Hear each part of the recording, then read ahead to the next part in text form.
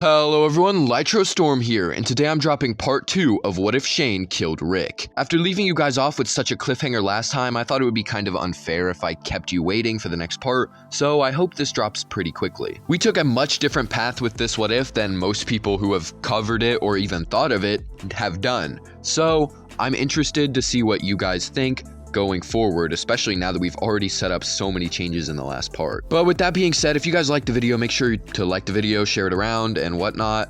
And without further ado, let's get into the video. After capturing Daryl and going to Woodbury, Shane requests a seat with the governor.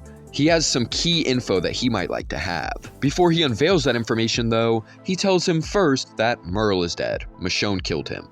But he might not need Merle anymore now that he's here. Eventually, the governor does agree to listen to what he has to say, and he informs him of the location of the prison and tells them that Michonne and Andrea are both there. The guy he brought with him on his way back to Woodbury was Merle's brother, Daryl, and he's currently locked up right now. He and Daryl were in a group together at the start, but they split paths, and now that group is currently at the prison. They could use this as a perfect way to get Michonne and Andrea back, and Shane has an interest in it as well.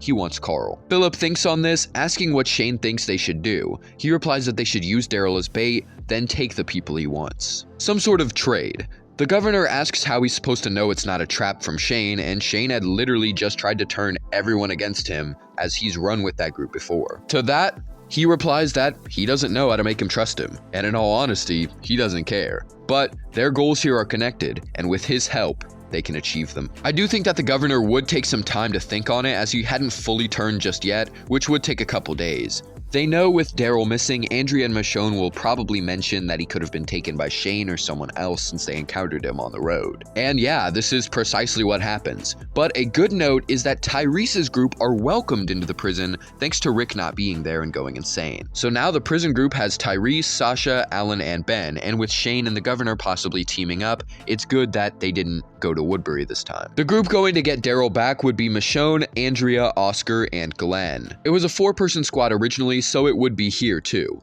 It would take much longer to find out where Daryl is being held, since there wouldn't be any bullets fired. I mean, there's no point in trying to kill Daryl like they did with Glenn and Maggie, as they're using him for leverage. The squad eventually finds where he is though, and they throw a smoke bomb. They then get Daryl out of there, and Shane goes on the hunt for them.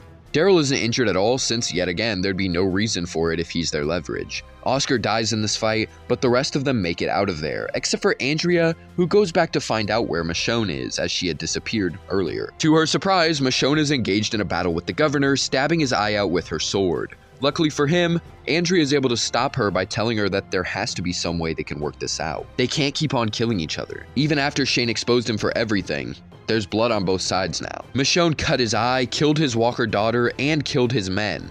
They've done enough. Andrea all but forces Michonne to leave before telling Philip that he needs to stop this as well. As she goes to walk out, she is stopped by Shane. He forces her to put her gun down and puts her in the prison area Daryl was in before. I don't see the governor putting her into the pits to fight, as the main reason he did that was just because it was Daryl and Merle. But here, it's only Andrea. Once Michonne finds out Andrea didn't follow her, she tells Glenn and Daryl, and so they reluctantly go back and save Andrea. I think this would work, but someone would probably get shot somewhere and be wounded. After this, the governor finally agrees to Shane's plan to work together, although they don't have the leverage anymore. But that's alright, as Shane has a new plan. They go to the prison and wipe out everyone except for Carl and Lori's baby. That's the plan. After our group has all gotten back together at the prison, they are able to chill for a bit. Glenn and Maggie go out on another run together since Maggie wasn't traumatized this time, as Merle hadn't taken them and basically forced them to be abused. Once they leave, a surprise attack is made and the governor kills Axel like in canon. This battle will be a little bit different from the original in some ways. You see, while the governor may have an extra man in Shane, the prison has a lot more people here this time. They don't have Rick or Maggie currently, but they do have Tyrese, Sasha, Alan, Ben, Daryl, and Andrea. And by the way, Tyrese had agreed that their group would help them in any encounters with other groups in the actual show, so I think that this would apply here as well. So while I don't see the governor dying or any sort of thing like that, they would manage to clear out the walkers and kill the guy in the perch much faster. And so the governor and Shane retreat with Martinez back to Woodbury. I do see Andrea taking kind of a leading role here, as she doesn't want more on either side to die. Glenn and Daryl both want to get justice for Rick and Merle. Daryl forgave Michonne for killing his brother as she really didn't have a choice, but the governor was the one who sent Merle out, so therefore, he's the one responsible for putting him in that spot. Back at Woodbury, Milton would be unable to finish his research without the help of Andrea. And also, without Rick, the idea of going back near his hometown wouldn't ever come up, so the gang never meets up with Morgan and get more guns. Instead, Andrea would go to Woodbury and try to negotiate something, so the governor agrees to sit down with one person from their group and talk it out. While Daryl would be the most fired up, that isn't exactly a good thing when they're trying to make peace. I think Herschel would be the best choice here, and the characters would also agree. So he agrees to speak with the governor, but of course the governor refuses to make any concessions whatsoever and only wants the prison group to give up. Herschel seems to be up for that idea in canon, but no one else really was except for Carol. He tries to tell them that their people don't need to fight anymore and that everyone is willing to make peace. Herschel tries to explain that there's a baby with them and that they need this place, and that catches the attention of the governor. He asks whose baby it is, as he's curious to know why Shane wants it and Carl so bad. Herschel replies that it's the former leader of the group's daughter, but he was killed by Shane. The governor now connects the dots and makes a final agreement. He'll accept peace only if they give him Andrea, Michonne, Carl, and the baby. The last two are for Shane, of course. Herschel refuses this, but the governor leaves him to think about it. He is honest with the group, unlike Rick, but I do not see Herschel taking this deal at all. Also, whether you think the governor would actually do this or not doesn't really matter, because if you don't think he would do this, him making this offer just makes him seem more reasonable because he's actually willing to talk down a little bit from his original price, but obviously the group is never going to take that deal. But with the prison group's lower weaponry, war seems off the table. So they send more people out to find more weapons, hoping that there is some way they can make this work. The results of these runs aren't much, as I don't think there would just randomly be a gun cache. So their only hope now is to wait it out. They can make a counterattack on the governor when he makes his attack. This is their only shot without losing the prison or their people. Michonne was stated to want to make an attack first, so I think that she would choose to make a similar attack to Merle in canon. Though she would leave when things get too risky, so she wouldn't rack in nearly as many kills, but it does mean she survives, unlike Merle did in canon. Milton is never inspired by Andrea to sabotage the governor, so he isn't killed by him and continues to work for him. Andrea also never gets attacked or imprisoned by him, since she's already at a prison. So when the governor does eventually make his attack, the prison group counters, though it would be less successful due to them not having nearly as much weaponry or ammo. Plus, the governor has Shane, so I will say that Alan and Ben are both killed here.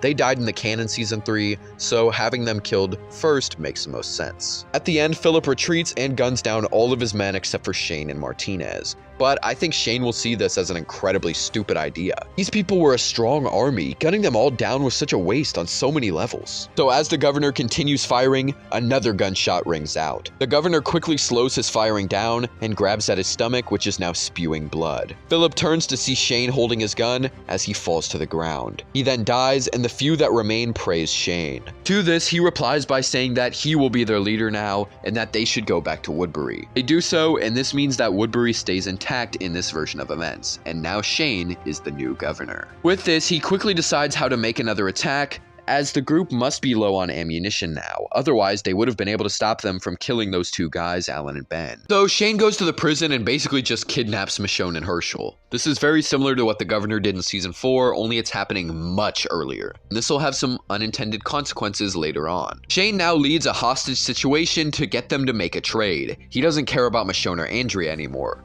That was the governor's thing. He just wants Carl and the baby. The group knows that they can't spare any more ammo for this battle, and without Rick's speech, I don't see anything happening to get Shane to stand down. And so the only thing that can happen here is them trying to fight back with what little they have, and then escape. They attempt this plan, but it really just would not even be close. Instead, we'd see Andrea trying to appeal to Shane with a talk of her own. She tries to talk about Shane's past with the group and how everything was so much better before, and that things could be like that again. Maybe not the same way, but if their two communities can just live in peace, then everything would be great.